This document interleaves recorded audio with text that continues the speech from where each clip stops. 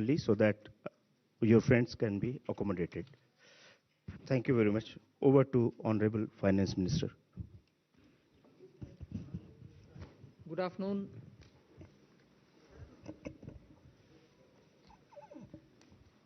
This is the customary press conference that we hold with all the secretaries. You've heard the entire budget being presented in the Parliament.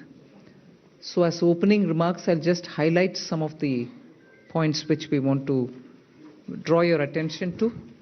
But subsequently, of course, we'll answer all your questions. All the secretaries are here with me. So this budget being the first one, as the Honorable Prime Minister said 2 days ago, this being the first one for the second quarter of this century, also leading towards Vikasit Bharat 2047. We are laying the path and giving a push to the economy to maintain the growth momentum. And for that growth momentum or sustained economic growth, which we want to ensure, primarily we are looking at building the ecosystem with structural reforms which will go on. Reforms have been carried out. We are continuing to do the reform activities, so it will continue with an aim to make sure that we create enough environment for improving productivity and making sure employment is generated. Also, technology, 21st century, this century is completely driven by technology. So we will ensure that technology is brought in to benefit the common man, to make sure common man benefits in the sense of ease of doing living, or for his business to prosper, or for farmers for greater productivity, or better logistics, whatever. So technology for benefiting every common man. And above all, with all this, inclusive development. Sabka Saath, Sabka Vikas, and that is why you heard me bringing in schemes which have good allocations for bringing better health facilities, creating a cadre of people, not cadre in that sense, but a bulk of people who can come in as health workers. Also making sure we are able to provide dignified opportunities for Divyangjan. Mental health has also received a lot of attention. So these are the side for Vikasit Bharat and making sure Sabka Vikas hoega. But the idea is the advantage and the momentum that we gained since after COVID by increasing public capital expenditure will continue. We've announced that 12.2 lakh crores are coming through public expenditure this time. It is 4.4% of the GDP. I'd like you all to please notice that, which is the highest, at least in the last 10 years. It could even be highest if you were to take data earlier. No increment in capital expenditure, sustained fashion, has happened ever before. This one marking 4.4% of the GDP. Then what are the kind of things which will happen through it? You will have dedicated freight corridors. I've named Dankuni in the east, Surat in the west. Then I've also highlighted that 20 new national waterways, not national highways, national waterways are being planned. And again there, those are going to pass through some of the critical mineral areas. Orissa, where the mineral-rich state, you have the waterways taking it to the port. And the two ports have been identified, Paradip and Dhamra. Similarly, we are also making sure that the coastal cargo movements will be enabled through a cargo route, so that through the coastal area we are able to cut down on cost of movement of goods. City economic regions, developing them is a very big new measure that we are coming up with. And for that, an allocation of 5,000 crore per city economic region. Imagine the amount, 5,000 crores in 5 years, 1,000 crore per year per city is being given, and the emphasis is going to be largely on tier 2, tier 3 cities. And then talking of infrastructure further, with the capital expenditure coming with the big number, you're having also the high-speed rail corridors, 7 of them announced. The destinations are clear, so that they become the bridge for all these economical robust centers. So those are for making sure that the infrastructure and the capital expenditure are getting tied up, and the country benefits from the ripple effects that these can bring in. The 7 strategic and frontier sectors in which we've highlighted that will increase productivity and also have new investments come in and give emphasis for India's own brand on those things is on the biopharma sector.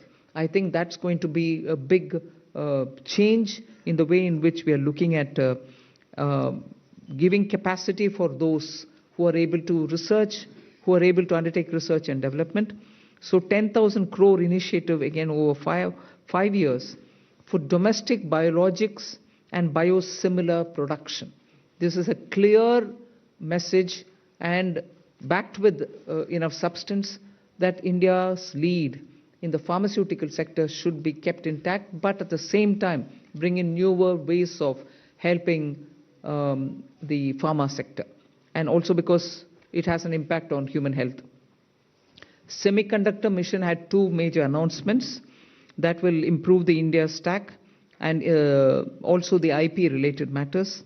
Electronic components manufacturing scheme for 40,000 crores is a major encouragement for electronics to become self-sufficient. We have also announced establishing rare earth corridors so that India can face and be able to meet its own requirements with its materials. So once we identify and are able to explore these minerals and process them, make them available for us, our dependency on external sources for bringing in the rare earths will be lesser. And we've identified the states where we want to establish this rare earth corridors. They are going to be in Orissa, Kerala, Andhra Pradesh, and Tamil Nadu. So these are very important developments, and they are going to have multiple decadal impact on the Indian economy. Our dependence on magnets and rare earths will be brought down. 3 dedicated chemical parks, again for reducing our import dependence. High-tech tool rooms for research, that will be set up in 2 locations. Very important thing is about the construction equipment being imported. That could be for building tunnels or metros or high energy and also heavy duty equipments which we are relying on imports. We want to manufacture them in India, and that is why I said, how does it affect a common man? It affects because firefighters today have novel, new, big ticket and small, very small firefighting tools and weapons or equipments. We don't have them in this country. That's why if there is a fire accident in some very congested area, our equipments are not able to reach those points. Whereas there are equipments which today are produced abroad, which can navigate those small corridors and go save people's lives.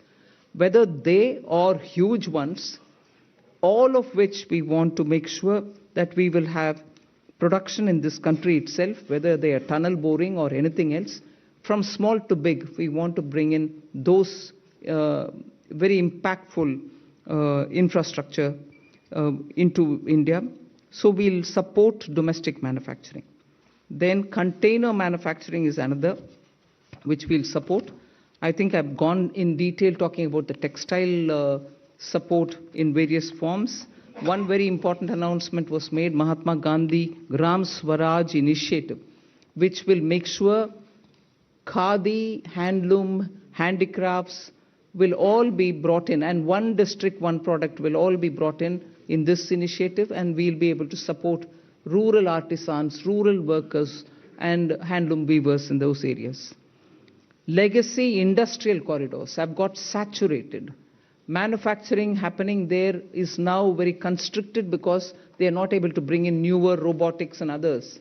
So we want to upgrade these legacy industrial clusters so that they become cost competitive and efficiency comes into these places. Even more important is the champion MSMEs, small and medium industries, entrepreneurs, MSMEs, who are going to be given all the support, and three-pronged approach is being taken up there. We are giving equity support, we are giving also liquidity support, above all professional support for them, so that MSMEs, the equity support is supported by a 10,000 crore SME fund, growth fund. Above all, we are also topping up the Self-Reliant India Fund with 2,000 crores. So MSMEs should not feel any dearth of resources for equity. Similarly, they shouldn't feel any difficulty for liquidity in their hands, because the TREADS platform will now be treated almost as a backed up, security backed up instrument with which they'll be able to discount and get their monies. For professional support, we're working with the chartered accountant and cost accountant institutes so that they can create corporate mitras who can help these MSMEs in filing their returns, doing their accounts, and so on. Above all, for youth and training, there's so much. You've heard the speech, so I won't want to take your time on it. High-powered education to employment enterprise, standing committees being formed so that they can recommend measures for service sector as a core driver of Vikasit Bharat.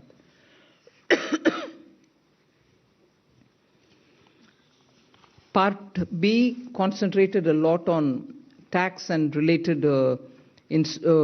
concessions that are being offered. More importantly is the process simplification which has been announced. So elaborate measures have been taken. You will be able to also seek clarification if you want. New export opportunities for fishermen who can go into the economic India's zones, high seas, and also assess and access the global markets.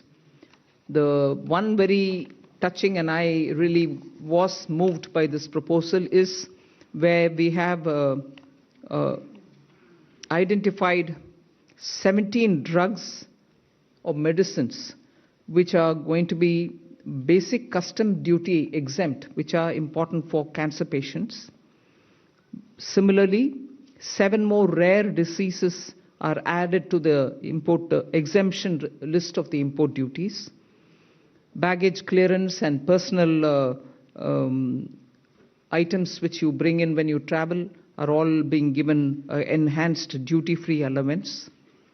Besides that, there are quite a few direct tax and indirect tax proposals. Decriminalizing the penalty proceedings and support to the IT sector are some of the high points. As an opening remark, I'll conclude here. I'm sure you'll be able to ask questions and seek clarification. Thank you for coming. Thank you, ma'am. I'll start this question, taking the questions. First question is 17. 17. Good afternoon, ma'am. Shishir here from Hindu Business Line. Ma'am, my question is that under the miscellaneous capital receipt, the provision is 80,000 crore rupees. And last year, the provision was 47,000 crore, which has been reduced to 37,000 crore rupees now. Does this mean that there will be more equity monetization this year, or there will be more focus on the asset monetization of CPSEs? So you've got it rightly. The intent is that we will have a very strong asset monetization plan in place. Last year, ma'am had announced in the budget that there will be a pipeline prepared, which is being done. So we hope to reap the dividends from that. 238. Ma'am, Timsi Jaipuria, this side from CNBC TV 18. I just wanted to know the rationale behind the hike in STT in futures and options.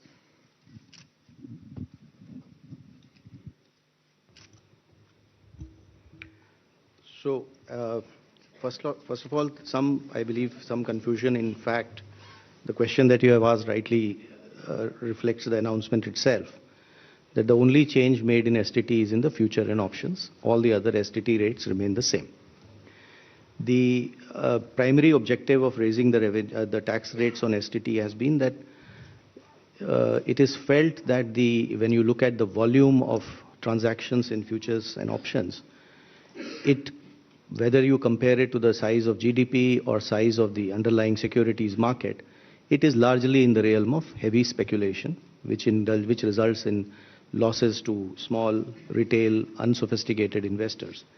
And the government's intention is to discourage speculative tendencies, and the increase in rate is essentially in that direction. So it is meant to essentially handle the systemic risk in derivative markets.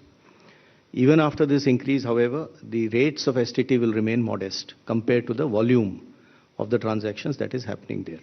This is the reason. 54. Ma'am Tarun Sharma from Zee business ma'am आपने पूरा budget जो है वो new emerging sector पे बड़ा focus रखा है ma'am मेरा सवाल आपसे दो हैं यदि आप अलाउ करें एक मैम आपने जो एक्साइज ड्यूटी का कैलकुलेशन किया है वो पिछले बजट एस्टिमेट से इस बजट एस्टिमेट में तकरीबन 22% की ग्रोथ देखने को मिली है दूसरा मैम जो आपने एमएसएमई के लिए कहा कि जो ट्रांजैक्शंस होंगे उसके लिए आप एक्सचेंज प्लेटफॉर्म का यूज करना होगा तो क्या मैम ये सीपीएसईज के लिए कंपलसरी होगा जो डिस्काउंट ट्रेडिंग की जो बात है thank you I'll take the second question, ma'am.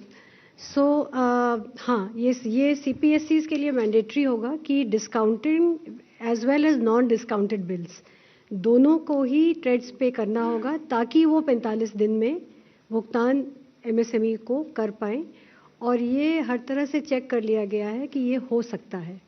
So we want to make CPSEs as pioneers. We hope, like ma'am has said in her speech also, that other corporates will also follow.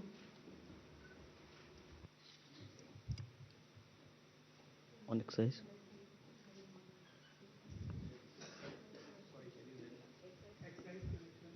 Increased by 22%, sir, from last year B to this year B. Because there is from 1st of February, all the tobacco products have come back into excise, and all those revenues will account for the increase of the next year.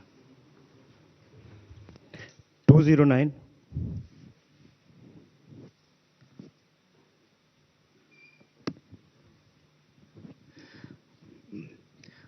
Ma'am, Prakash Predashi from ET Now.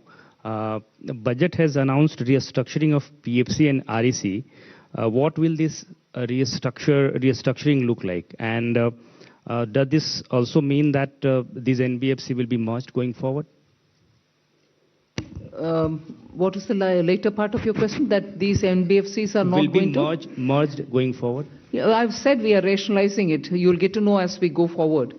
We want to streamline it, and therefore we'll be taking some steps. We'll let you know the moment we decide how to go about it. 234. Hello, ma'am. Harsh Kumar from Business Standard. Ma'am, two questions. One is, you said that a high-level committee will be formed on the banking reforms in order to 2047. Are we going further for any kind of merger or something, since government is continuously saying that we need at least two of the big banks, at least of the top 20 banks. So are we going towards that? No, first of all, when I say that it's going to be a high-level committee which is going to look into it, the terms of reference will be prepared, and we are looking at committee to go into the entire expanse of the banking sector so that they come up with recommendations which help us to plan for banking for 2047. We need, by the time we become a Vikasit Bharat, 2047 is our goal. We need to understand what are the other steps that we need to take in the banking area, and based on the recommendations, we'll go forward. But we have the Secretary, Department of Financial Services. We'll ask him to also give us, please. Ma'am, I think you have rightly responded. There are a large number of aspects relating to the banking requirement. For example, the credit to the GDP, commercial credit to the GDP ratio low, and the expansion of the banking network, and what kind of procedures currently we have that is impeding both the deposits as well as credit.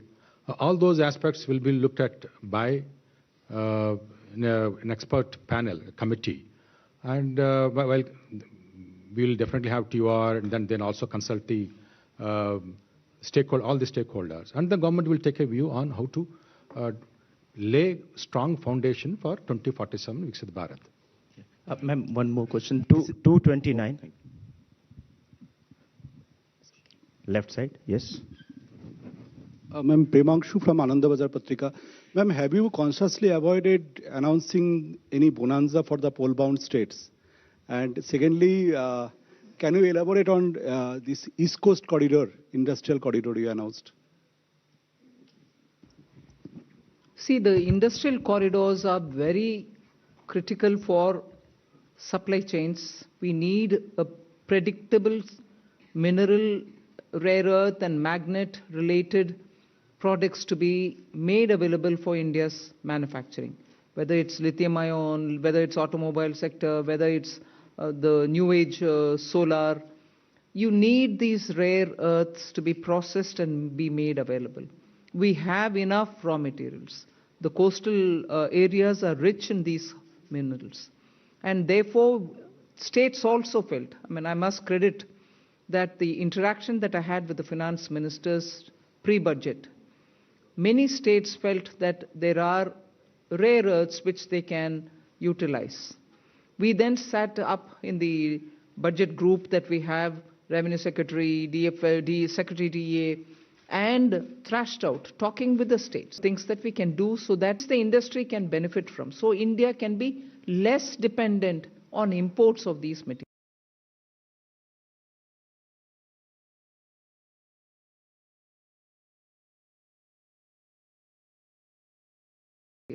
That is where, having spoken to states, we thought it's very important to recognize the corridor and give a policy for it so that industries can invest, private sector can come in, governments, state and center can come together on it. That is where these corridors were announced. And looking at the success of the defense corridor, I can confidently say these rare earth corridors will make that big a difference to the Indian economy.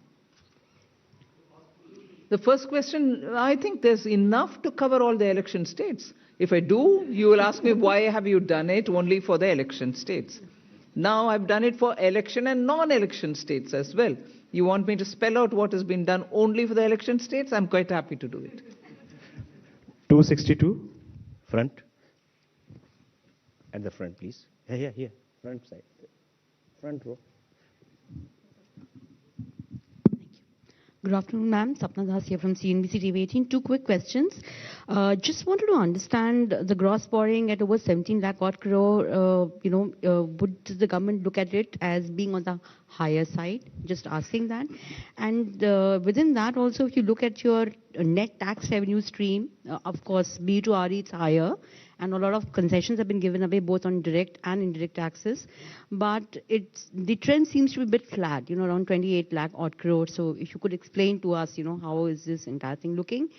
And second, ma'am, in terms of the disinvestment aim, 80,000 crores, would this also include IDBI stake sale sometime in FY27, ma'am? Thank you very much. So you've covered a number of secretaries all at one go. So on the borrowings, no, we don't think it's on the higher side because the net market borrowings are in the range of 11.73, which is been plus around that number for the last couple of years.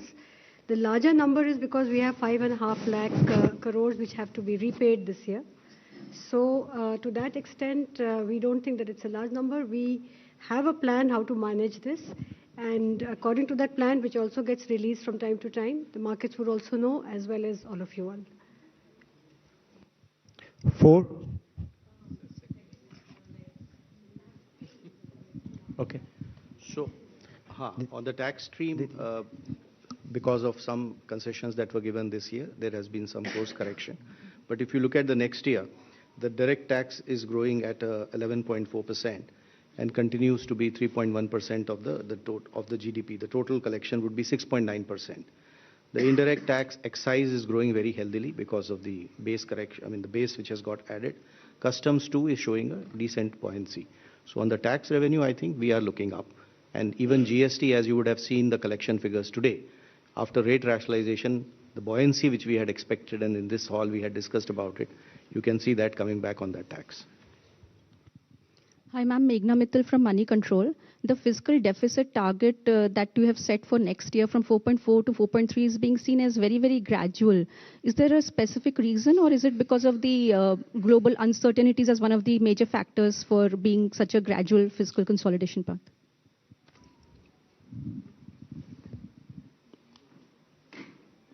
I would have thought you'll appreciate it being gradual.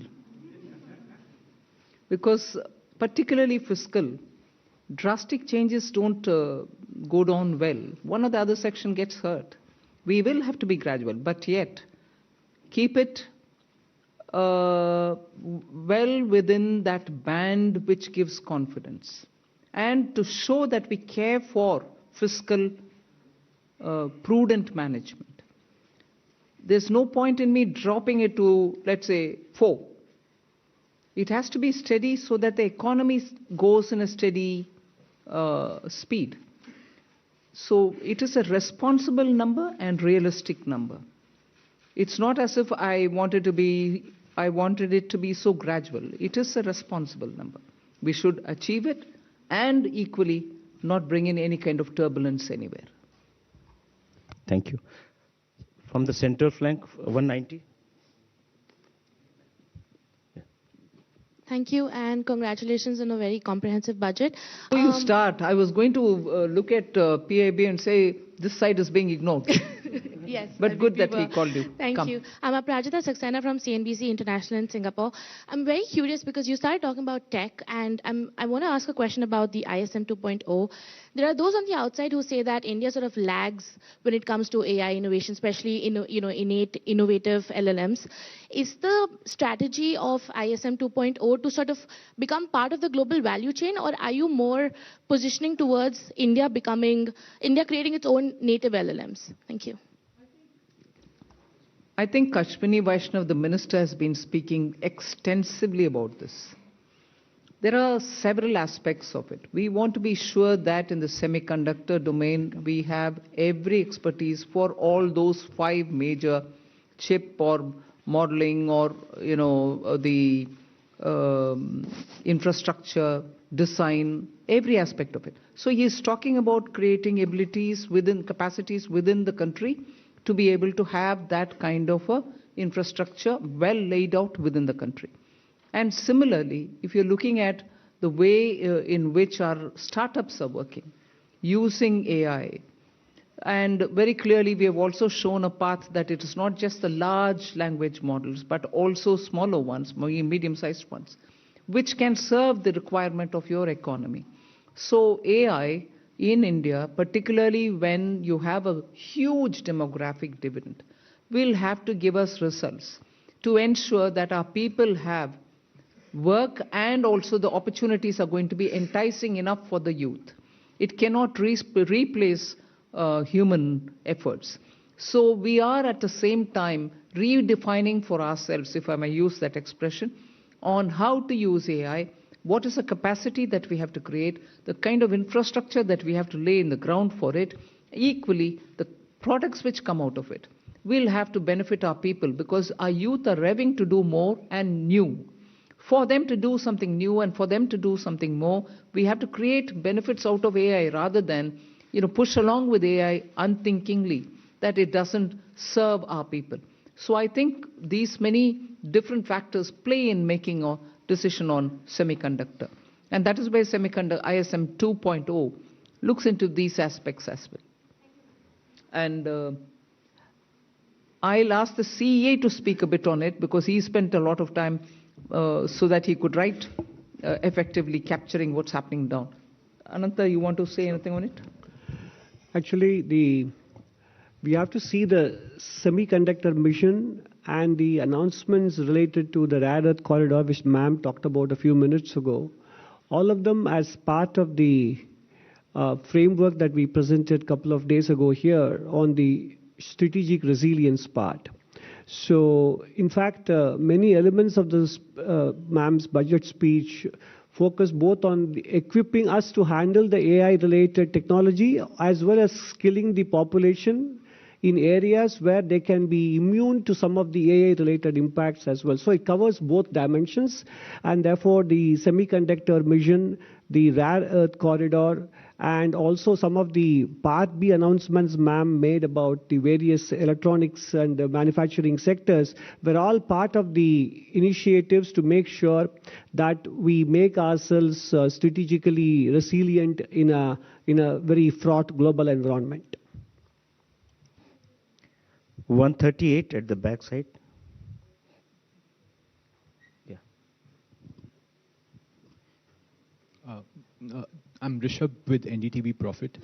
Just wanted to ask on the buyback tax, the rationale behind it, because was it essential to do it now? Because in 2025, there were a lot of companies that came out with significant share buybacks. Also because, and also do you foresee some sort of a reduction in buybacks? And secondly, on pollution-related schemes, the outlay has been very stagnant, but pollution as a problem remains. Is this not a policy priority for the government now? On the buyback, I'll have Revenue Secretary brief us. So first of all, on the buyback, I'd like to clarify. I hope that the point was clear enough in the speech also, that it is in fact a relief. It's not a tax, additional tax. It is a relief. Buyback tax system was changed to make it as a dividend income, which is income at the applicable income tax rate at the hand of the shareholder. It has been corrected now, and we have put the tax to be in the hands of shareholder as a capital gains tax, which long term, for example, will be only 12.5%. So there is a correction and a relief which has been given to the shareholders. All that has been done is, the whole objective of doing that change at that time was misuse of a tax arbitrage by promoters. So the change made for promoter is that additional buyback tax on them, which again keeps things status quo for them. So even today, the marginal rate at which they would have been paying the tax as a dividend, which is at their respective income tax rates, we have kept it at 30 and 22. If it is a corporate, 22. If it is an individual, 30. So as far as promoters is concerned, it is status quo. As far as the other shareholders concerned, it is actually a very big relief. So that is probably what may make the point a little clearer, the announcement itself clearer. 76 at the front side.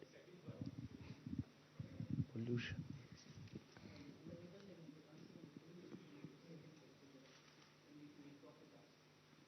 So pollution is a priority with government, and not everything has to appear in the budget speech is how I would put it, ma'am.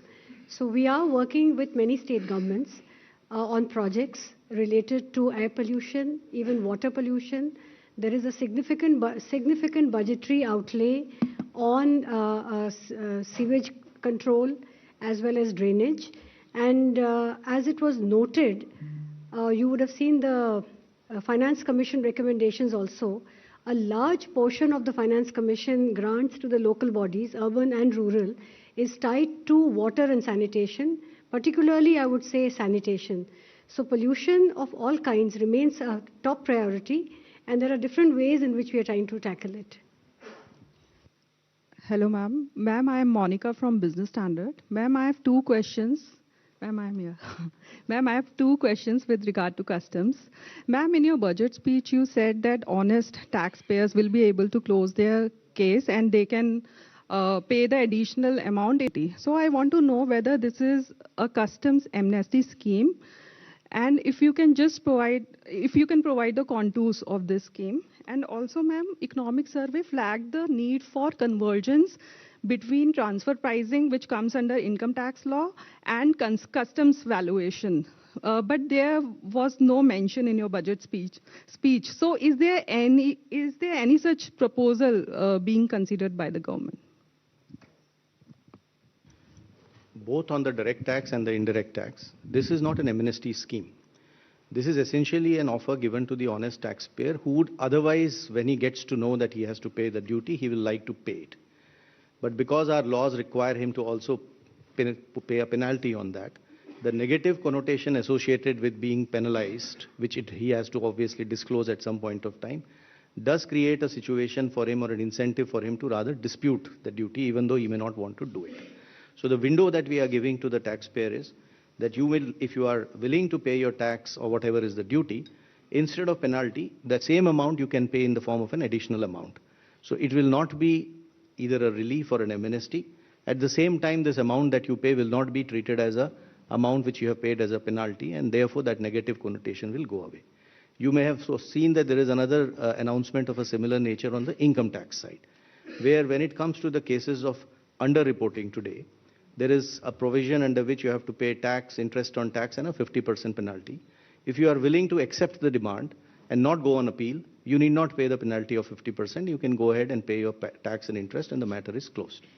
What we have done is expanded this window and included even misreporting cases, where penalty is otherwise 200%. But there again, we are telling him that you can settle it by paying the tax, the interest on tax, and this 200% get reduced by half. You pay 100% as an additional income tax. The idea here is that if you are an honest taxpayer, accept the fact that you have to pay the duty. We will not like to brand you by using the word like penalty. That is these two windows are essentially meant to take care of those situations, which is why I reference to an honest taxpayer.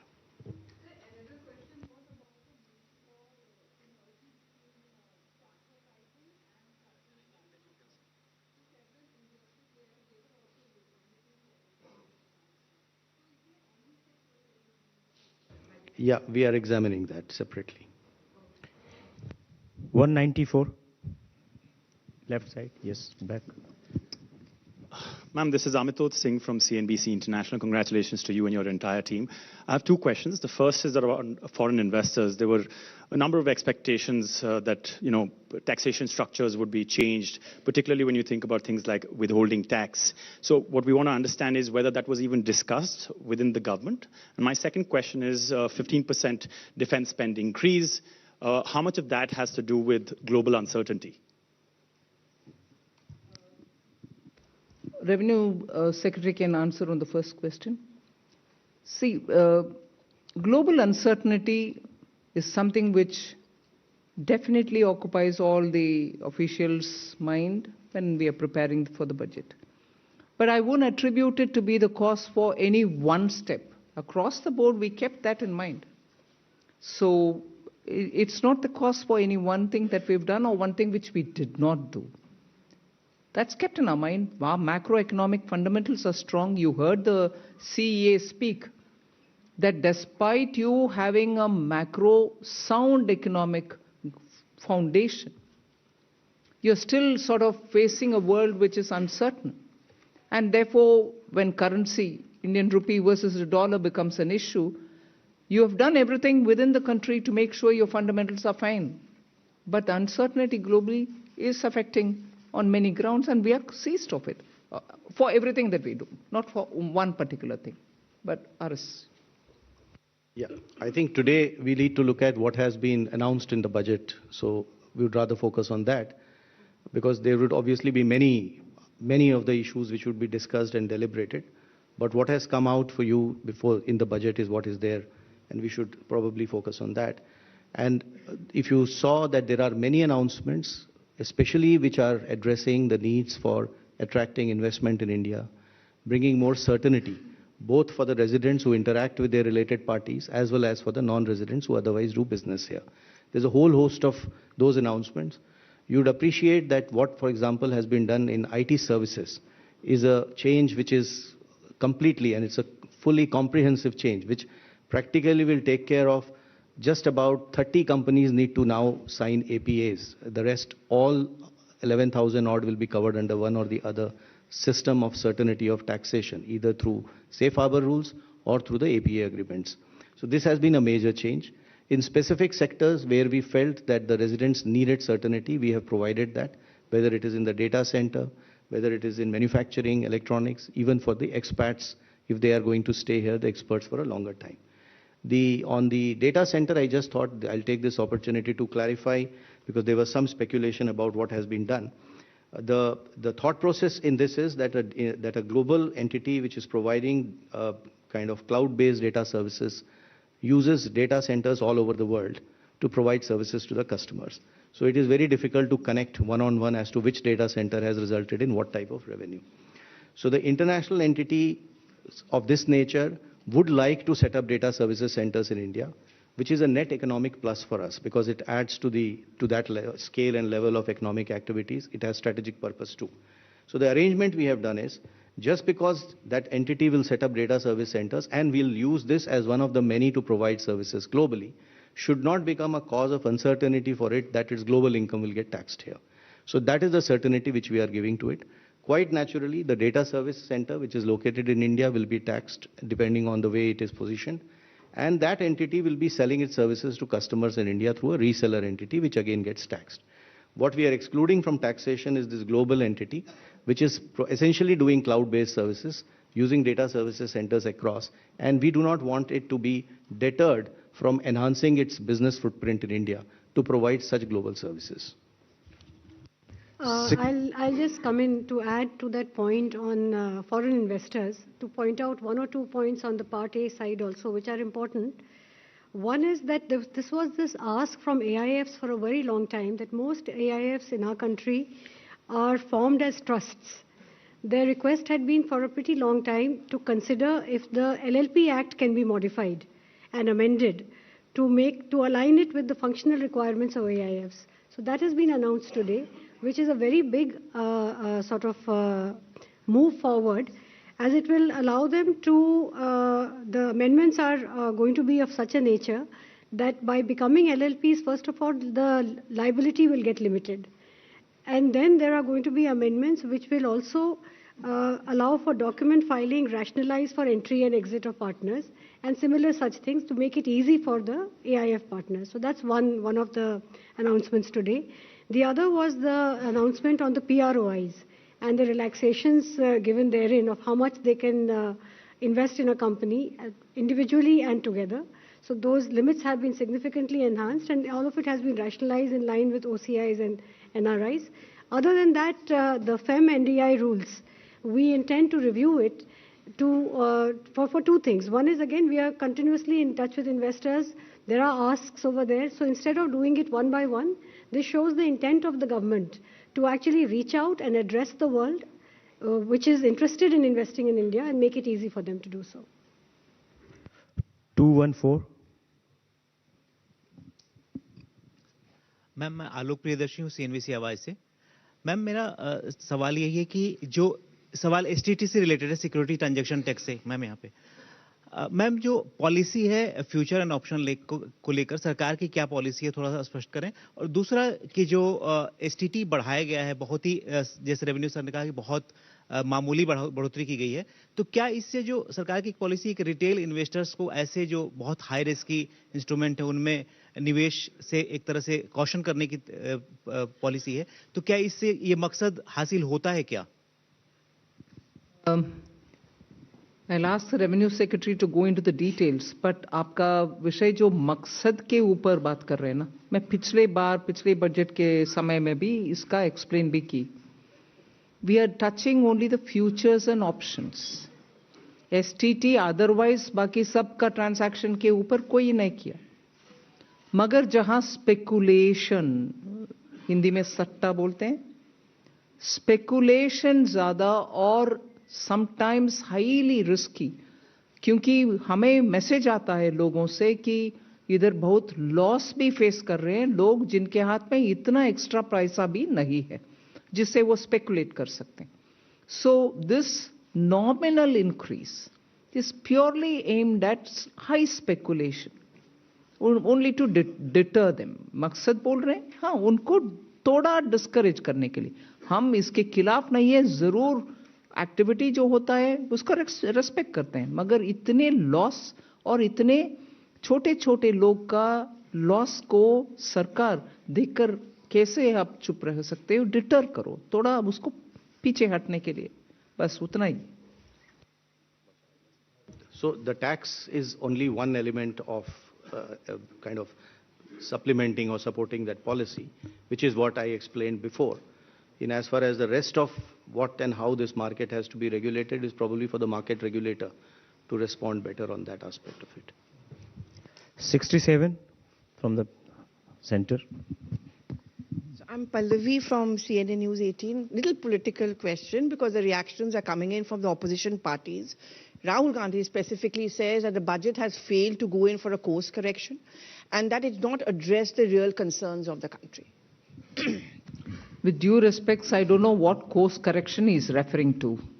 Economy and its fundamentals are strong.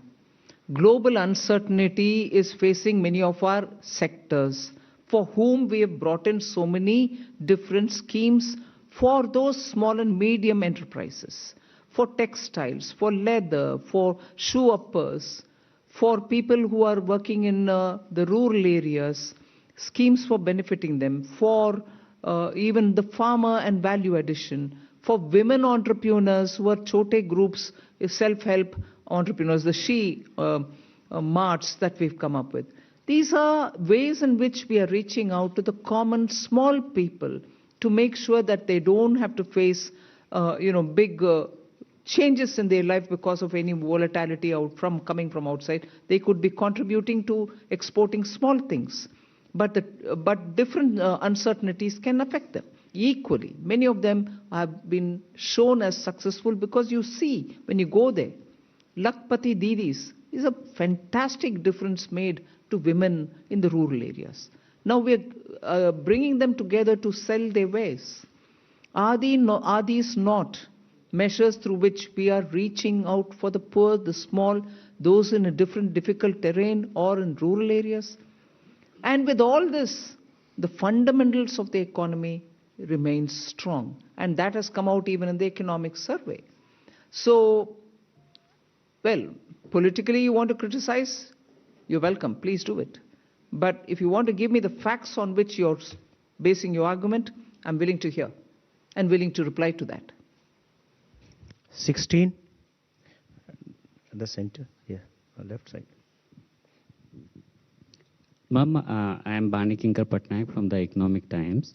Ma'am, I think probably one of the most important features of this budget is that for the first time in probably many years, your effective capital expenditure at 4.4% of GDP is going to be slightly higher than your fiscal deficit, projected fiscal deficit for the next year.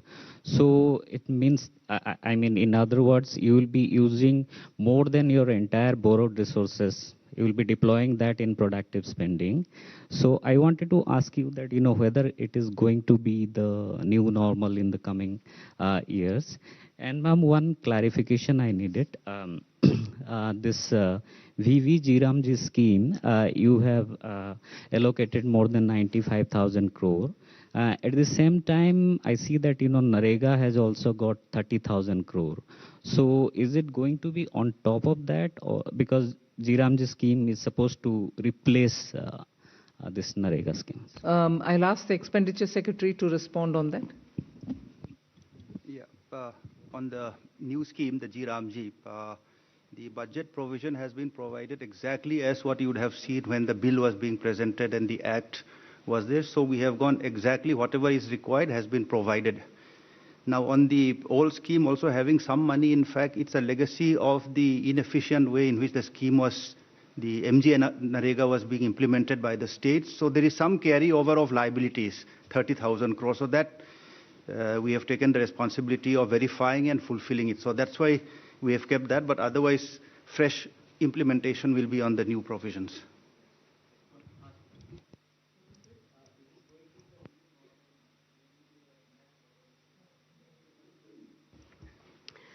I would say that the fact that we have an annual budget means that we review everything annually. So I will leave it at that, ma'am. We have done our fiscal math, and I think we come with a certain credibility on the fisc that we are confident of meeting, and while adhering to our commitment to higher capex. And fiscal deficit financing, as we have always done, is through a mix of market borrowings as well as NSSF. So that will continue. So there's not many major changes like that. Thank you. 37 at the back, yeah. Hi, ma'am. This is Shrimi Chaudhary from NDTV Profit. Just wanted to understand that this one-time foreign asset disclosure scheme, how that will be different from the similar scheme in the past, and if you could elaborate a contour of that, and also, is there any estimation of undisclosed foreign assets being done by the department? So this scheme is meant, first of all, for small taxpayers. There is a ceiling of the amount that can be disclosed. This window was provided for the first 3 months when the Act was brought in, the BMA Act, and that time people utilized it.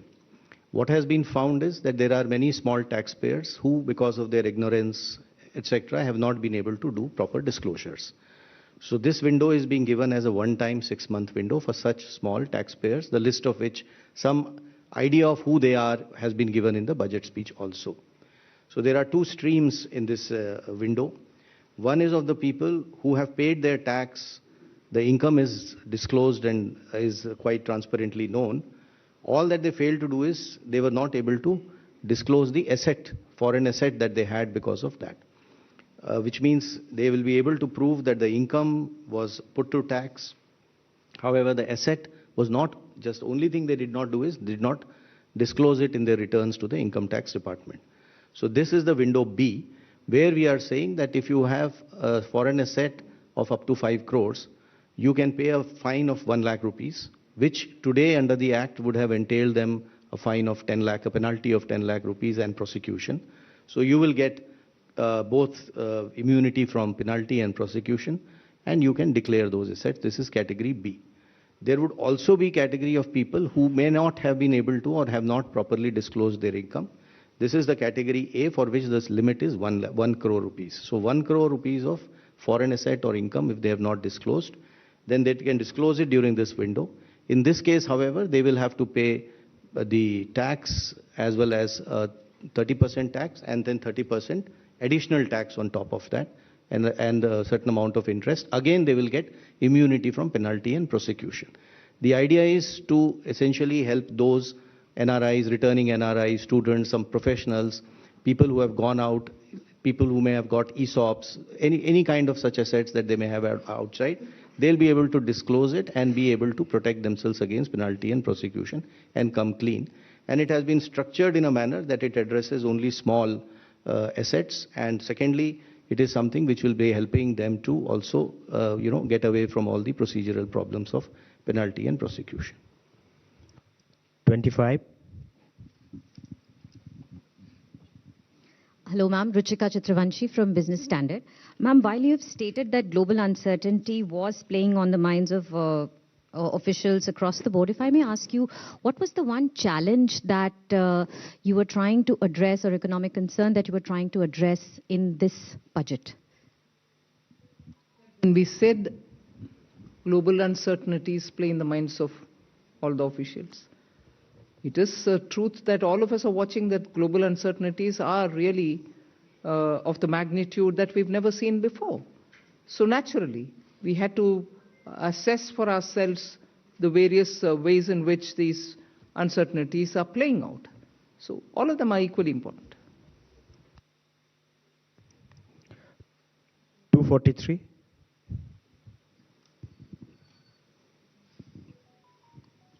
Good afternoon, ma'am. Kriti Ambe from Informist Media.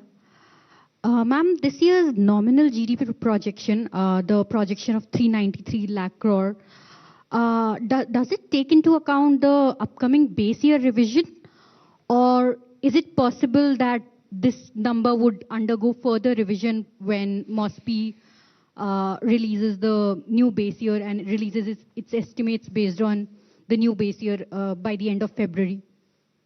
Let the CEA and Secretary EA answer that. The 393 lakh crores or 10% nominal GDP growth was arrived at based on the existing GDP base year and the methodology. Ma'am, if I could follow up on that, back in 2015 when the base year revision had happened, the previous years 14 and 13 numbers went up, nominal number went up by odd 9 lakh crore. So if FY26 number goes up by that sort of magnitude, or even if not from 357, it goes to 360, your fiscal deficit estimate would come down even further. So do you think there is possibility You began your question with the if, right? No answers from my side for ifs. Sure, thank you, ma'am. 45. I think center. Hello, ma'am. This is Pushpita Dey from the New Indian Express. So a lot of custom duty reductions have been introduced. So how do you see the impact on the revenue? And also, particularly for the consumer goods, like 50% duty reduction, will there be any measures to ensure there is no dumping after the reduction happen? And also, not particularly related to the budget, after the recent Tiger Global Tax Supreme Court verdict, do you see there will be any impact on the foreign investment for India? Thank you. Customs duty, the reductions, etc., which have been given have a logic for that sector, the need for those items to be brought into India, and customs duty not to add cost to it. So there is an economic logic of why it has been done. And if you have seen, most of them are meant to essentially enhance either manufacturing or value addition within India, or help the cause of exporters who are using those imported items to export items from out of India. So this is a very conscious sectoral call. For each sector item, the value chain has been analyzed, based upon which decision on whatever moderation or whatever calibration of duties were to be done have been done. The second part, in terms of revenues, etc., is concerned, what you would have seen is there are a lot of custom process reforms that have been proposed. And the idea is essentially to enhance the volume of international trade, which should fetch us more revenues rather than playing on the rate itself. So we do hope that these process reforms will encourage more people to kind of, export in the process, probably the part of global value chain, more exports, and duty or revenues will be a result of that buoyancy. I just want to add one additional point to what my colleague Revenue Secretary said. If you look at many of the customs duty reliefs given in Part B, you have to read them in conjunction with the announcements made in Part A on manufacturing. So you look at electronic component manufacturing and you look at the concessions given in Part B, there is a certain logic, alignment and synergy between the two. So that's exactly what you need to focus on. So actually, the fear of dumping there, will you be monitoring it? We are looking at only those sectors where we need to have our production capabilities improved, and raw materials shouldn't be a constraint on those items which are necessary for us. So it is a very calibrated way in which we've done that. 39, the front. Thank you, sir. Congratulations, ma'am, and everybody. Karishma from Business Today. Ma'am, I just want to also continue the question on the rural employment scheme. A couple of states have shared skepticism and apprehension if they'll be able to fiscally absorb it and if they have the appetite on the cost sharing for the scheme. Ma'am, second, just a follow-up question, if there could be an update given on IDBI disinvestment. I think the agriculture minister has spent a lot of time interacting with states to tell them what actually is Vikasit Bharat Gram, the G Ramji program is about. It is not about money. We have continuously given. That's why you heard Expenditure Secretary say, Manrega, balance which had to be carried forward, had to be provisioned for, we had to pay them back. Although inefficiently spent, we have to still give them, though we made the provision. And Vikasit Bharat Ji Ramji, as was at the time of the act getting passed, whatever was predicted was going to be provided, we provided for that.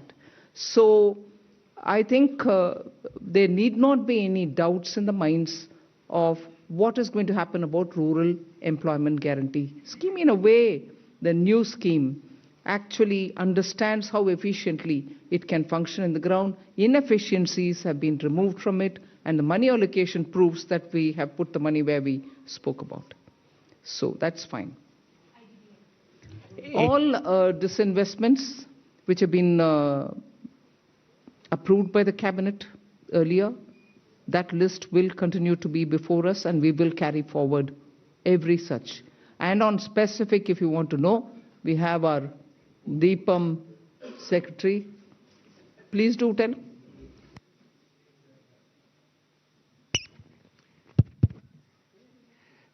I think one thing we must keep in mind is that we follow a composite strategy.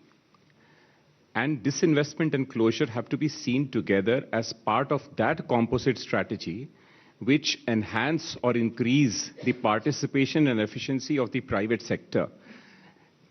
As part of that strategy, as Honorable FM said, whatever in principle approvals we have obtained for both disinvestment and closure, say about 50 of them, half of them have already been completed, which means about 12 closures and 13 strategic disinvestment transactions. The other ones are on track. That is why we keep aspirational targets, because we are fully on track and fully committed to completing each one of them and taking to a logical conclusion. Thank you. Yes. 81, backside.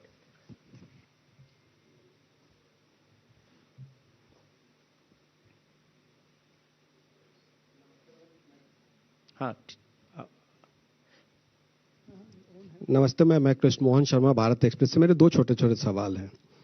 एक तो मुझे याद है कि दीपावली के दिन मैंने पूछा था कि फार्मास्यूटिकल सेक्टर में क्या करेंगे, तो आज आपने पिटारा खोल दिया उसके लिए। I am very happy. दूसरा सवाल मैम ये है मैम कि यूनिवर्सिटी टाउनशिप बनाने की आपने 5 बात की, क्योंकि डेवलप्ड इंडिया के लिए बहुत ज़रूरी है। लेकिन प्राइमरी एजुकेशन और सेकेंडरी एजुकेशन, जो कि हमारे बैकबोन है ग्रोथ का भारत के लिए, उसके लिए इसमें क्या है? और दूसरा, अभी मैं एक शो करके आया हूं, उसमें लोग पूछ रहे थे कि मिडिल क्लास के लिए बजट में क्या है? बजट में क्या है?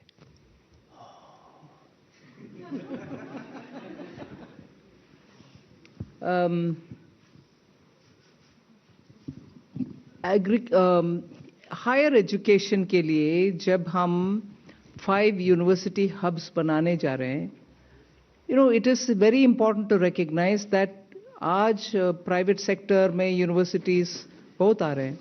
स्टेट्स का मन लग रहा है कि और हायर एजुकेशन सेंटर्स जरूर होना चाहिए। इन सब को सुनने के बाद हम हायर एजुकेशन में और ऑप्शंस ले आ रहे हैं, जिससे हर तरह का कोर्स उस हब्स में बने। Our students don't need to go out in case उनको वीजा नहीं मिला और बोरोइंग करके जाना है। उस क्वालिटी का एजुकेशन भारत में ही हो, इसीलिए जितने भी स्टेट्स वो क्या बोलते हैं, चैलेंज मोड में आकर के बोलेंगे कि हम जमीन देने के लिए तैयार है। मल्टी स्पेशलिटी हॉस्पिटल जैसे बनाते हैं, ऐसे universities with different types of courses can all come and set up, and this will also mean partnering with universities abroad. So higher education में जो flexibility के साथ function करना है और हमारे students जो बाहर जा रहे हैं उनको उसी quality के education इधर देने का, ये नहीं कह रही हूँ मैं कि हमारे यूनिवर्सिटीज में क्वालिटी नहीं है, मगर एस्पिरेशनल लोग को कुछ और सर्टिफिकेट जब चाहते हैं, वो सर्टिफिकेट क्यों ना भारत में ही ना मिलना, why don't we provide for it? And इसीलिए वो स्कीम ले आए. So it does not immediately mean that we are not going to be spending on primary and secondary.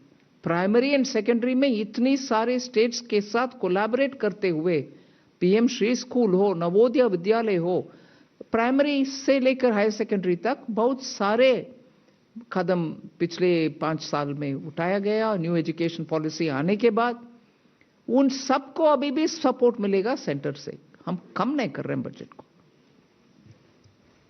22, the front. Hello, ma'am. Good afternoon. This is Surbhi from Business Today.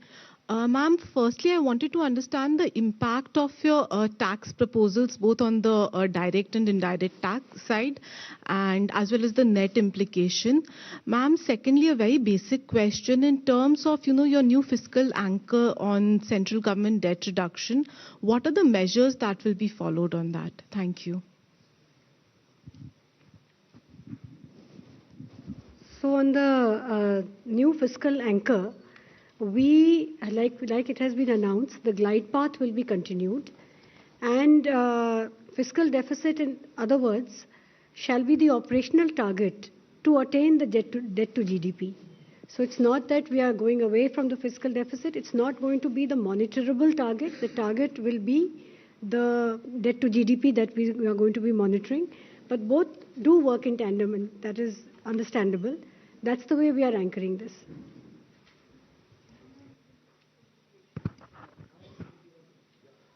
So I have already explained the growth rates for the tax the next year.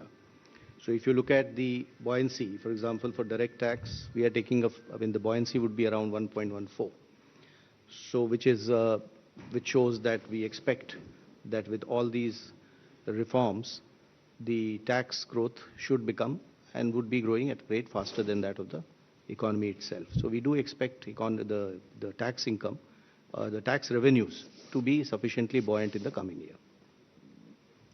46, this side, left. Ma'am, this is Priyansh from Money Control. I have two questions. One is on the GST. So the GST numbers that the target for FY27 is 2.5% lower than this year's target. So although there has been, this is due to the reduction in rates, but when can we expect the growth to be in the positive territory? And second question on the nominal GDP number, have you taken under consideration the conclusion of the trade deal with US on the nominal GDP? And if it is concluded, can it be higher?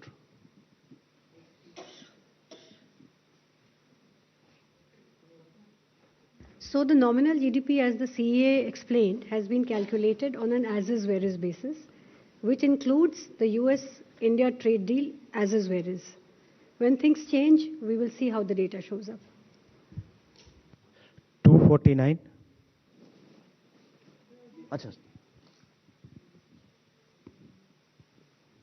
GST revenues, what is the question? Can you repeat the question?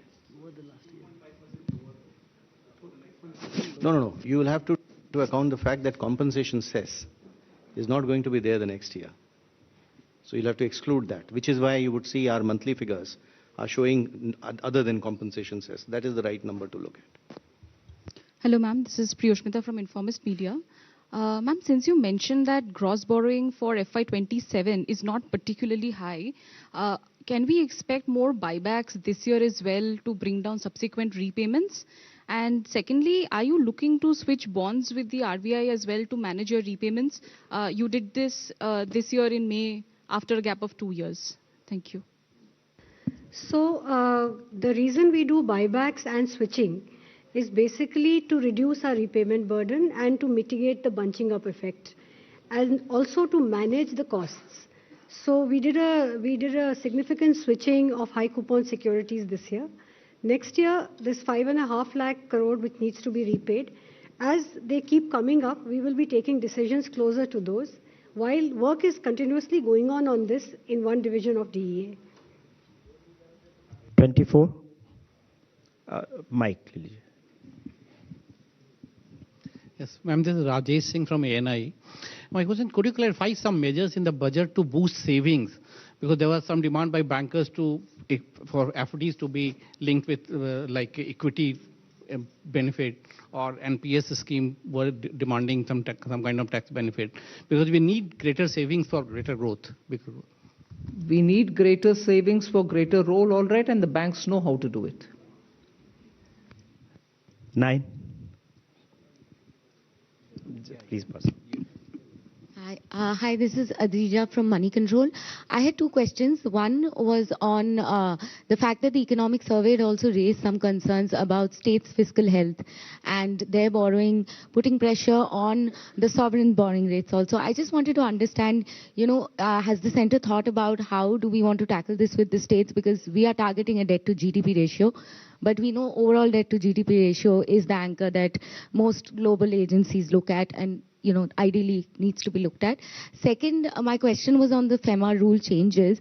I just wanted to understand with the interaction with the investors or, the stakeholders, globally, what are the kind of demands or what are the kind of requests that are coming in, especially amid the status when it comes to foreign investor outflows? So what are we looking at, if you've thought about anything yet?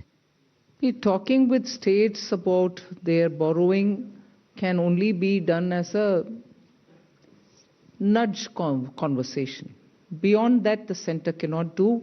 Equally, if you look at it, the center is also under Article 293(3), duty bound to make sure that the borrowings of the states are also monitored in a way.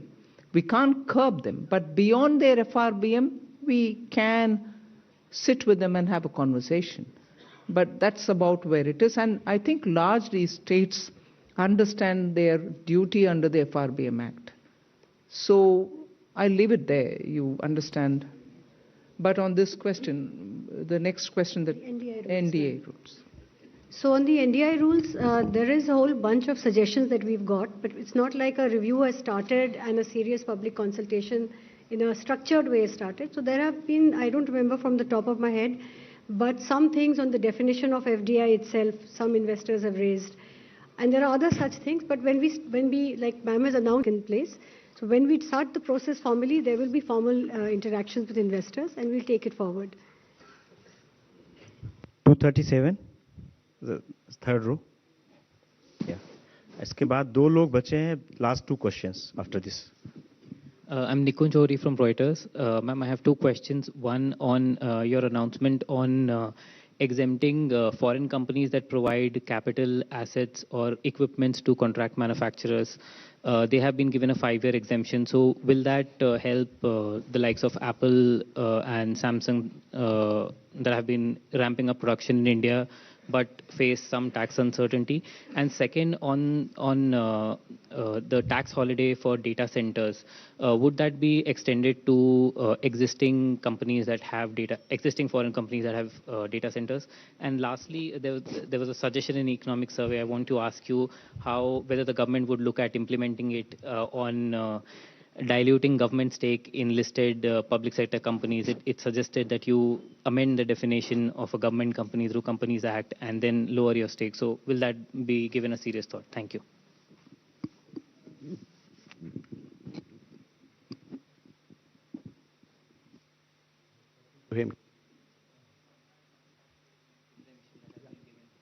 See, the contract manufacturing, that is the toll manufacturing exemption that has been given, essentially is for the companies which will give their capital goods.